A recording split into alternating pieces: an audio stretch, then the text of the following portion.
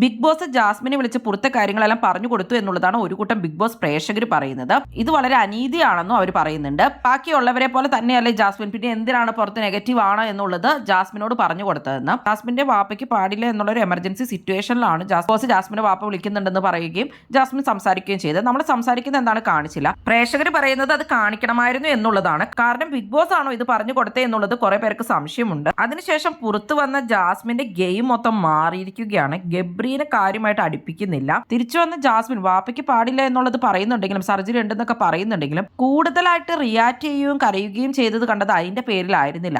വന്ന് വാപ്പയുടെ കാര്യം പറഞ്ഞുവെങ്കിലും അതിനുശേഷം ഗബ്രിയോട് ജാസ്മിൻ ചോദിക്കുന്നത് തമ്മിൽ കൈപിടിച്ചിരിക്കുന്നതിൽ എന്തെങ്കിലും കുഴപ്പമുണ്ടോന്നും നമ്മൾ തെറ്റായിട്ട് എന്തെങ്കിലും ചെയ്തിട്ടുണ്ടോന്നും ഒക്കെയാണ് ജാസ്മിൻ അനലൈസ് ചെയ്തത്. അതിനു മുമ്പ് നമ്മൾ എന്തൊക്കെ ചെയ്തിട്ടുണ്ട് എന്നുള്ള രീതിയിൽ ഓരോന്ന് എണ്ണി എണ്ണി പറയുന്നുണ്ടായിരുന്നു ജാസ്മിൻ. മിംബായുടെ അടുത്തിരുന്ന് കൈ പിടിച്ചിരിക്കുക പറയുന്നുണ്ട്, നമ്മൾ തമ്മിൽ കൈ പിടിച്ചാൽ കുഴപ്പമില്ല, ഞാനും ഗബ്രിയും നമ്മൾ പിടിച്ചാലാണ് കുഴപ്പം, കൈ പിടിച്ചതൊക്കെ പുറത്ത് കുഴപ്പമായിട്ടുണ്ട് എന്ന് കറക്റ്റ് ജാസ്മിന് മനസ്സിലായി. അത് എടുത്ത് തന്നെ ജാസ്മിൻ പറയുന്നുണ്ടായിരുന്നു. അവിടെയുള്ളവരെ റോസ്റ്റ് ചെയ്യുന്ന ടാസ്ക് ബിഗ് ബോസ് കൊടുത്തിട്ടുണ്ടായിരുന്നു. ടാസ്ക് കഴിഞ്ഞ് കഴിയുമ്പോൾ ജാസ്മിൻ പൊട്ടിക്കരയുകയാണ്. നീ എന്റെ പേര് എടുത്തിടില്ല, എന്നെ ഒന്ന് വെറുതെ വിടും, നിങ്ങളുടെ എല്ലാവരുടെയും ഞാൻ കാല് പിടിക്കാന്നൊക്കെ പറഞ്ഞ് വളരെയധികം പൊട്ടിക്കരയുകയായിരുന്നു. ജാസ്മിൻ രാവിലെ ക്യാമറയിൽ നോക്കിയിരുന്നിട്ട് വാപ്പോട് പറയുന്നുണ്ടായിരുന്നു, എനിക്ക് ആകെ ഇമോഷണലി സപ്പോർട്ട് ആയിട്ടുണ്ടായിരുന്നത് ഗബ്രി ആയിരുന്നു എന്നും അതുകൊണ്ടാണ് ഞാൻ അവനോട് കൂടുതൽ സമയം സ്പെൻഡ് ചെയ്തതെന്നും മറ്റുള്ളവരോടൊക്കെ ഞാൻ എന്തെങ്കിലും ദേഷ്യപ്പെട്ട് എന്തെങ്കിലും എതിർത്ത് പറഞ്ഞു കഴിഞ്ഞാൽ പിന്നെ അവരാരും എന്നോട് മിണ്ടാറില്ല എന്നൊക്കെയാണ് ജാസ്മിൻ പറഞ്ഞത്. ഇപ്പൊ അവനെ കൂടി വെറുപ്പിച്ചു, ഞാൻ എന്ത് ചെയ്യാനാണ് എന്നൊക്കെയാണ് ജാസ്മിൻ പറയുന്നത്.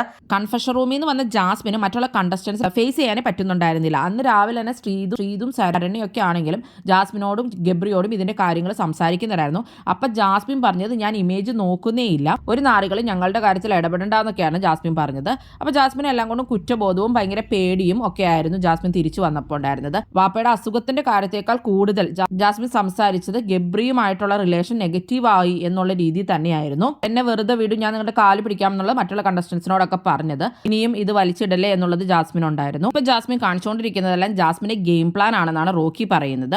ജാസ്മിൻ അതിനുശേഷം റോക്കിയുടെ അടുത്ത് ചെന്നിട്ടുണ്ടായിരുന്നു. ആദ്യം ഷെയ്ക്കാൻ്റെ വരാൻ പറയുന്നുണ്ടായിരുന്നു, അപ്പൊ റോക്കി കൊടുത്തില്ല. ഇന്നാണെങ്കിലും രാവിലെ റോക്കിയോട് പറയുന്നുണ്ടായിരുന്നു, ഞാൻ റിക്വസ്റ്റ് ചെയ്യാണ്, നീ എന്റെ പേര് വലിച്ചിടരുത് 2 ദിവസത്തേക്കെങ്കിലും എന്ന് പറയുന്നുണ്ട്. അപ്പൊ ഞാൻ ക്ഷമിക്കില്ല എന്നുള്ള രീതിയിൽ തന്നെ റോക്കി സംസാരിക്കുന്നുണ്ടായിരുന്നു. അങ്ങനെ ജാസ്മിൻ മൊത്തത്തിൽ തന്നെ ഗെയിം മാറ്റിയിരിക്കുകയാണ്. ഗബ്രിയുടെ അടുത്തിരിക്കുന്നോ കാര്യങ്ങളോ ഒന്നും തന്നെ ഇല്ല. ഗബ്രിയോട് മിണ്ടുന്നുണ്ടെങ്കിലും അവർ തമ്മിലുള്ള അടുപ്പം കുറഞ്ഞു എന്ന് വേണം പറയാൻ.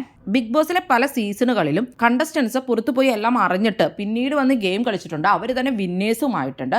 നമുക്ക് ഉദാഹരണമായിട്ട് അറിയാം, മണിക്കുട്ടനൊക്കെ ക്വിറ്റ് ചെയ്ത് പോയതായിരുന്നു.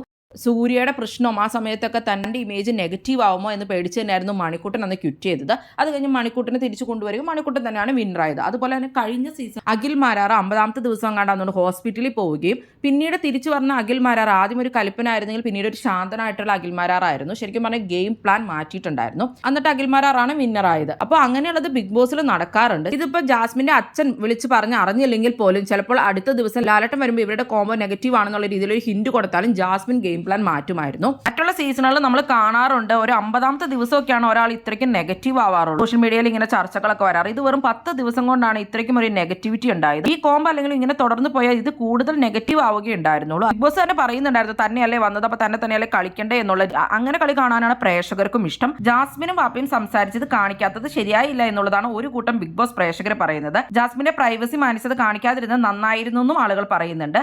നിങ്ങൾക്ക് എന്താണ് തോന്നുന്നത്? ബിഗ് ബോസ് അത് കാണിക്കാതിരുന്നത് ശരിയാണോ? എന്തായാലും നിങ്ങളുടെ അഭിപ്രായം കമന്റ് ബോക്സിൽ കമന്റ് ചെയ്യുക. കൂടുതൽ ബിഗ് ബോസ് വീഡിയോകൾക്കും ബിഗ് ബോസിന്റെ ലൈവ് അപ്ഡേറ്റ്സിനുമായിട്ട് ഈ ചാനൽ സബ്സ്ക്രൈബ് ചെയ്യുക, സപ്പോർട്ട് ചെയ്യുക. അടുത്തൊരു വീഡിയോയുമായി നമുക്ക് വീണ്ടും